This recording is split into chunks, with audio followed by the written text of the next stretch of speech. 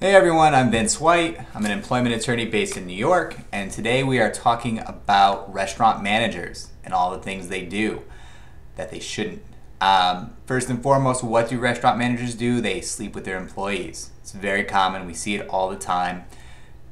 It's a really bad idea. It's a bad idea for the manager. It's a bad idea for the employee, and it generally ends poorly. If it does, you should be speaking to an employment attorney. If your coworker is sleeping with your boss and he or she gets better shifts because of it, then you should be speaking to an employment attorney. It's not okay. It's not right. And let's face it, their relationship shouldn't affect your schedule. It's not fair. It's not right. Next on the list, restaurant managers stealing tips. Happens all the time. They cannot do it. They are not servers. They are not welcome to your tips. Those are yours. You earned them through your hard work and courtesy to your customers. They don't pay minimum wage, and when you're tipped out, you don't actually get tipped up to minimum wage. Not gonna work. You've got to make minimum wage one way or the other. And if the tips aren't doing it, they owe you money. If that's happening, talk to an employment attorney. Overtime pay. You still do overtime pay. If you're not getting it, if you're working more than 40 hours a week, you need to be talking to an employment attorney. In a lot of situations, you are due that money. Payment of hourly wages. You know, sometimes they say, oh, don't worry about it. You make so much in tips here, we don't have to pay you by the hour. No, they do have to pay you an hourly rate. It might be lower than minimum wage because you're being tipped out to come up to minimum wage, but they still have to pay you an hourly rate. It's never going to be the case that you're getting nothing per hour working in a restaurant. Training pay. Well, you got to get paid. And if you're not getting paid to train, it's for their benefit. They're getting a better employee out of that. So you should be speaking to an employment attorney at that point. That's not going to fly either.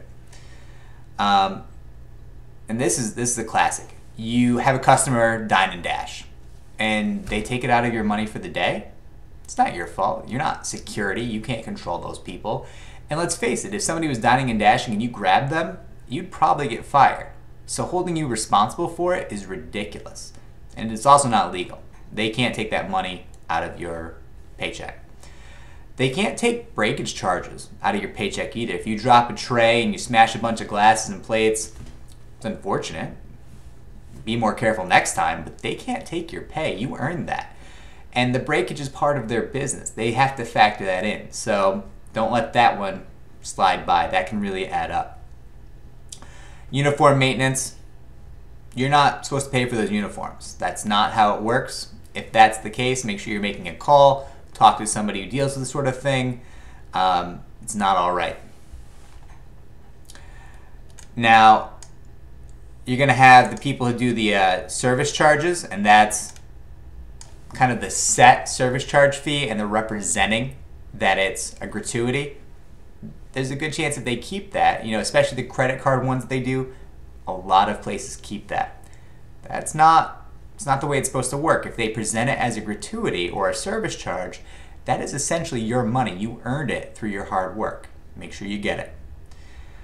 Last and not least, it's the classic, the bartender, the waiter, the waitress who works the double shift. You work 10 hours in a day and great pay, right? Tons of tips, good for the day, but you're due a spread of hour, which is 1 hour of minimum wage on top of what you actually worked and earned because you've exceeded 10 hours for the day.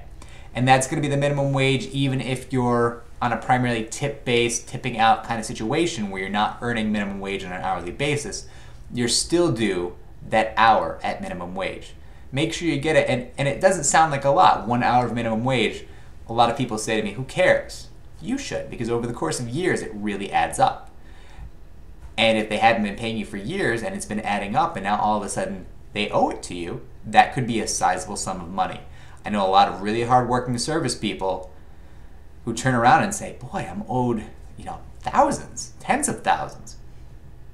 It's time to talk to an employment attorney, find out what you're owed.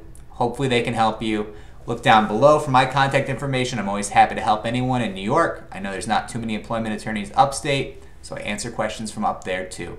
Take care, everybody. Have a good night.